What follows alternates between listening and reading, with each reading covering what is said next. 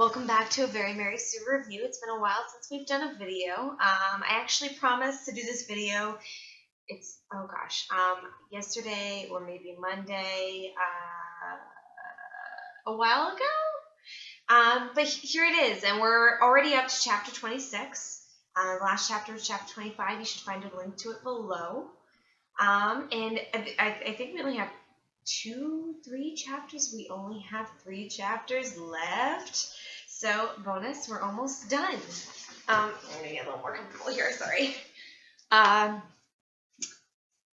So, when we last left off, Zoe is freaking out over the fact that Heath, her ex-boyfriend, is now obsessed with her because he imprinted on her when she drank his blood. So, that's awkward. And she's going to Neferet to talk to her about the whole situation. And there was something with Aphrodite. I don't know. I honestly don't even care anymore with this book. But I'm going to keep going because that's how much I care about you guys, not about the book. Let's continue with Zoe.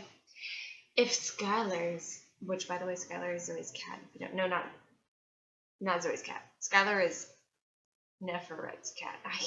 I need to draw a diagram. They are introducing so many characters in such a short amount of time, and half of them are cats. And normally, I would be totally on board for that. I mean, check it. Good timing, Nigel. Thank you. But this is just slow down. Give us some time to adjust. I don't need to draw a family tree that includes the cats in order to follow your book. Even though I've been spending over a year, whatever, maybe it's my fault. Okay, do you mind? Okay. If Skylar's hissing and growling hadn't caught my attention, I would never have seen Aphrodite slumped in the little alcove down the hall from Neferet's room. By the way, first paragraph on the page, and it takes until midway through the 3rd paragraph, almost the bottom of the page, for Zoe to actually notice Aphrodite sitting in the alcove. So it's you told us before you showed us, maybe you shouldn't do that. And I know it's one of the most annoying things when you get back a story or paper and seriously, what are you doing? Okay. And all that's written on it is show, don't tell, because half the time you're like, what does that even mean? I took a writing, prose, fiction, and nonfiction class when I was in college. It was sophomore year. And I got that written on about half my papers and absolutely drove me nuts because I was just like, I don't know what you want from me. I don't know how to show it. But it means you can't just immediately tell somebody something. Like if Nigel were to want attention from me, we want to be like, Nigel wanted attention from MSP. So you go, the cat gently bumped her shoulder and rubbed his head and purred, stuff like that. You kind of pick up on it, that's the cat wanting attention, but you describe things, you build it. That's what good writing does. I couldn't do it just off the cuff like that. Don't make me improv writing while talking. I know all writing's improv. I'm just going to keep reading, and Nigel's just going to keep creeping. She was sitting right on the floor, hard to see in the shadow under the ledge that held a pretty statue of Nyx. Why is Zoe noticing that right away? A good rule of thumb when you're writing stuff like this, kind of think about what you would be noticing when you saw somebody sitting in an alcove. I'm pretty sure first thing I would notice is what that person's doing, not necessarily, oh, there's a pretty statue right there, and an alcove I just described as super dark, so how could I tell that it's a pretty statue just right off the cuff? But, moving on. Her head was tilted back, and her eyes were rolled so that only their whites were showing. She scared the total crap out of me. I really like how well that's put. That's really well done. That's Shakespeare level. We've got some Joseph Conrad Heart of Darkness level stuff going on right here. I realized what must be happening. There's some other stuff. She describes it. I don't care. Aphrodite was having a vision. Dun, dun, dun. I added the duns. She'd probably felt it coming on and hidden in the alcove so no one could find her, and she could keep her info about the death and destruction she could prevent to her hateful self. Cow. Hag. Unnecessary. There are plenty of other words to describe how awful Aphrodite is. 1. Jerk face. 2. Douche canoe. 3. Rude. 4. Sociopathic. You don't need to use cow, and you don't need to use hag. But I'm mostly offended about the cow. Because that's just, like, why? What? Have you ever met a cow? My parents forced me to do 4-H when I was much younger. It's a long story that had something to do with me not understanding that you don't just eat everything that's out in the wild. But as part of 4-H, we had to actually meet cows. And cows are actually pretty cool. They've got these big doe eyes, and they just stand there most of the time. And they'll sometimes, like, headbutt you a little bit like Nigel. And Nigel's like a cow. Can you hate Nigel? I can't. It makes... he tries to make me, he throws up in my shoes. Okay. It gets close. Moving on, Zoe takes Aphrodite to Neferet's office, and Neferet is trying to get her to talk about the vision while she's having it. Aphrodite, with the goddess's voice I beseech you to tell her priestess what it is you see. Was that pretentious enough? I was trying. Neferet's voice was soft but compelling, and I could feel the power in her command. Yeah, that's not concerning. We've got the one person in charge of all these impressionable children, and she has hypnotic powers. That doesn't... No red flag to anybody. Nobody wants to think that through. Anyways, Aphrodite's talking about a whole lot of blood, and things aren't natural, and she doesn't understand. And then she opens her eyes. Her eyes touched me. You, she said faintly. You know. Yeah, I said, thinking that I sure did know that she was trying to hide her vision, but all I said was, I found you in the hall, and Neferet's raised hand stopped me. Zoe, that's... Wow. No, she's not finished. She shouldn't be coming to so soon. The vision is still too abstract. Even though you're not in her head, Neferet, you don't know these things. Whatever. Maybe she saw things. Maybe she just didn't talk about it out loud. Some people don't talk as they think, Aphrodite could be an introvert. We don't know. We don't know her life. Neferet told me quickly, and then she lowered her voice again and assumed the compelling, commanding tone. Again, super concerning. Aphrodite, go back. See what it is you were meant to witness and what you were meant to change. This is so dramatic.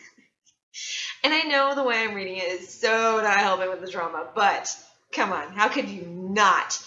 Okay, Zoe's being a little triumphant, because Aphrodite tried to scratch out her eyes yesterday, which is not really what happened, but okay, let's move on. The dead, ...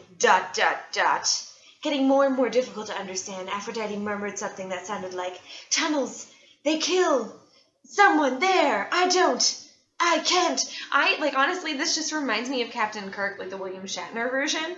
I can't take it seriously, but Aphrodite is apparently frantic, and even Zoe feels sorry for her, so maybe I'm a terrible person. Then her searching eyes found Neferet, and I saw recognition flash through them, and I started to relax. I wouldn't, Zoe, if I were you. I'm just saying. She was coming around, and this whole weirdness would be cleared up. And just as I thought that, Aphrodite's eyes, which seemed locked on Neferet, widened unbelievably.